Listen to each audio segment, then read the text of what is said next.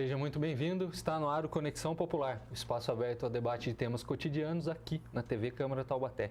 E aqui com a gente para auxiliar nos questionamentos, Tânia Vinhas, que é jornalista, e o Júlio Rocha, que é chefe da TV Câmara. E o tema do nosso programa de hoje é a regulamentação do serviço de Uber aqui na cidade de Taubaté. E para falar sobre esse assunto, ninguém melhor do que Luiz Guilherme Pérez, secretário municipal de Mobilidade Urbana. Luiz Guilherme, mais uma vez, muito obrigado por estar aqui conosco no Conexão para a gente falar sobre a mobilidade na cidade. Eu que agradeço a oportunidade para a gente estar debatendo esse tema tão importante, e tão latente, que deve acontecer nos próximos meses, essa regulamentação do sistema Uber e aplicativos de forma geral de transporte privado na nossa cidade. Esse projeto que já está tramitando na Câmara, ainda não tem data para ser votado, foi uma proposta do Executivo. Você poderia dar um breve resumo para a gente do que é esse projeto? Sim, a gente identificou já no começo de 2017 essa atividade aqui na cidade do transporte privado. Até então não existia uma regulamentação federal que autorizava esse tipo de atividade, e foi autorizada através de uma lei federal recentemente, e essa lei então autorizou que os municípios regulamentassem esse serviço. Então, a partir já de meados de 2017, já fizemos algumas discussões aqui na Câmara, tivemos algumas audiências com a população e também com os operadores de aplicativos, taxistas, e desde então estamos trabalhando nessa minuta para poder fazer uma regulamentação correta e adequada aqui para a cidade de Taubaté. Secretário, eu peguei a minuta de um decreto de setembro de 2018. E o senhor fala em manter o equilíbrio no sistema. E uma reportagem que saiu no UOL no dia 28/11 traz uma informação bastante importante. A Associação Nacional das Empresas de Transporte Urbano, que representa mais de 500 empresas do setor, soltou um comunicado alegando que é uma concorrência desleal de transporte sob demanda por aplicativos, como Uber e outros. Em nota, a NTU cita até uma suposta ameaça de extinção e inviabilidade do serviço de transporte público por ônibus. Existe uma relação disso daí? A ABC está questionando o Uber aqui em Taubaté e por isso essa regulamentação? Na verdade, essa é uma discussão mundial, A gente tem esses questionamentos com relação a essa concorrência predatória que o sistema de transporte através de aplicativo acarretaria no sistema convencional de transporte. Cabe lembrar que essa minuta de decreto, ela foi elaborada inicialmente após um parecer da Secretaria de Negócios Jurídicos. Houve a orientação que essa regulamentação fosse feita através de lei municipal. Então aí fizemos o retrabalho, enviamos à Câmara agora essa regulamentação. E a gente observa, sim, uma queda da demanda de passageiros do transporte convencional. Isso é um cenário nacional, não é uma particularidade de Taubaté, existe realmente essa queda de demanda.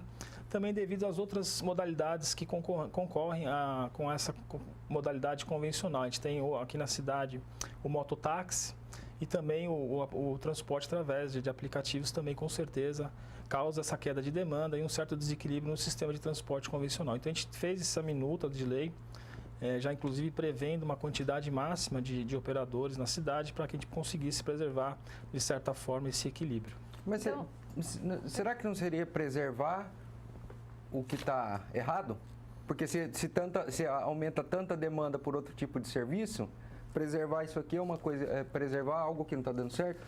Na verdade, o custo do transporte convencional é mais em conta, Se você for verificar as tarifas cobradas por um transporte através de aplicativo e através do transporte convencional, que permite inclusive a integração de um percurso maior com um valor menor, então realmente não há o que se falar em que está errado ou certo. Os sistemas devem coexistir em conjunto, e por isso a gente tem que definir alguns parâmetros para poder garantir uma parcela de passageiros para o transporte convencional e uma parcela de passageiros para o transporte privado.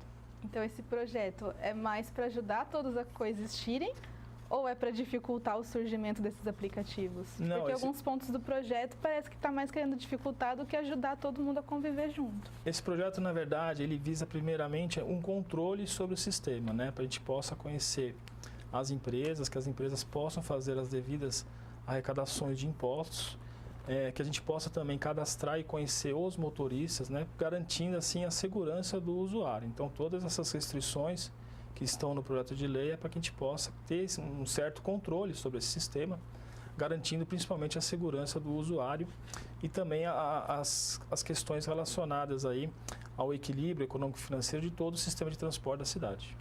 Você falou assim, em controle. A gente sabe que um grande problema são as leis que são criadas, mas elas não são respeitadas por falta de fiscalização. E principalmente por falta de efetivo, né, de pessoal para fazer essa fiscalização. Como vocês pretendem fiscalizar esse tipo de serviço? Então, existe uma série de regras aí que estão explicitadas nessa projeto de lei.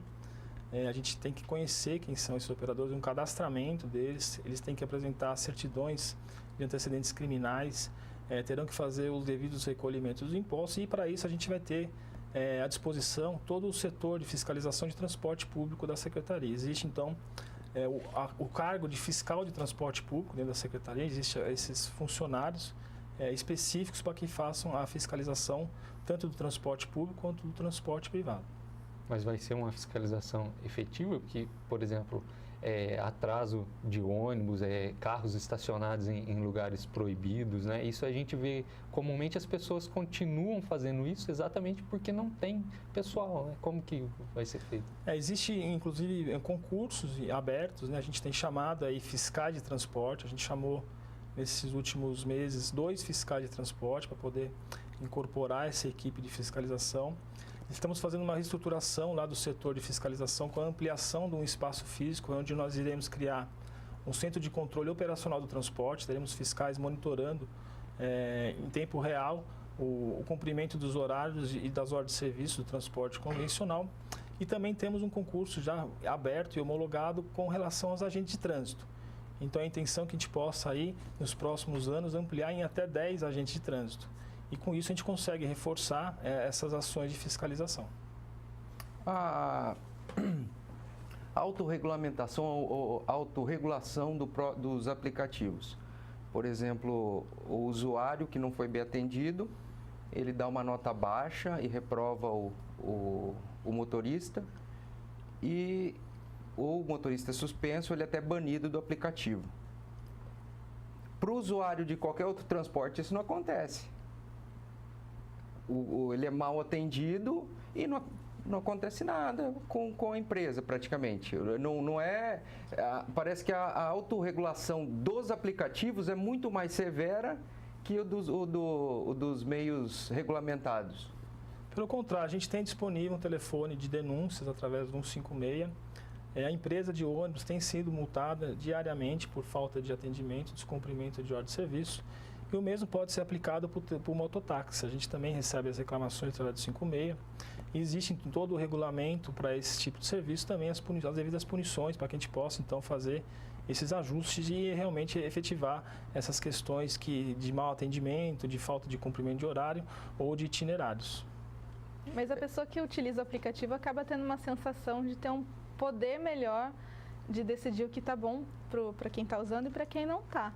É muito fácil a pessoa dar uma nota baixa, depois de algumas notas baixas, aquele motorista já não pode mais porque ele se sente o fiscal, né? Sim, agora o fiscal passou para um terceiro, o poder de reprova. No caso da ABC, por exemplo, vai reclamar daquele motorista, essa reclamação vai sofrer toda uma burocracia, vai saber se vai chegar nesse motorista, então não sente que falta um pouco dessa sensação de quem usa perceber um pouco mais essa fiscalização? Vamos observar aí alguns casos de violência que a gente teve relacionados ao sistema Uber, né? Principalmente em outras cidades. A gente tem aí casos de estupro, casos de assaltos, até mortes envolvidas com esse tipo de transporte. Então, precisa ter essa ponderação realmente com relação ao nível de irregularidades que acontece com um sistema e com o outro. E os riscos que as pessoas estão sujeitas, né? A gente não vê nenhum caso aí de um assassinato, de um roubo realizado por motorista de ônibus, por exemplo, por motorista de mototáxi. Então, a gente precisa dessa regulamentação para poder fiscalizar e garantir a segurança do sistema. É claro que existem algumas falhas relacionadas ao sistema convencional. A gente está trabalhando para poder aumentar esse poder de fiscalização e conseguir punir, sim, os motoristas, eventuais mal atendimentos que os cobradores dão, falta de respeito que existem dentro dos veículos. E a empresa possui um programa de reciclagem, de advertência, em que essas eventuais reclamações que chegam à secretaria, elas são levadas adiante, sim. O motorista é penalizado, ele é suspenso, existem as punições também para esses tipos de trabalhadores. Bom, nós estamos chegando no final do nosso primeiro bloco, né? Esse tema é bastante extenso, tem muitas questões, muitas dúvidas para serem esclarecidas quanto a isso. Então a gente vai para um breve intervalo e já volta já. Não sai daí.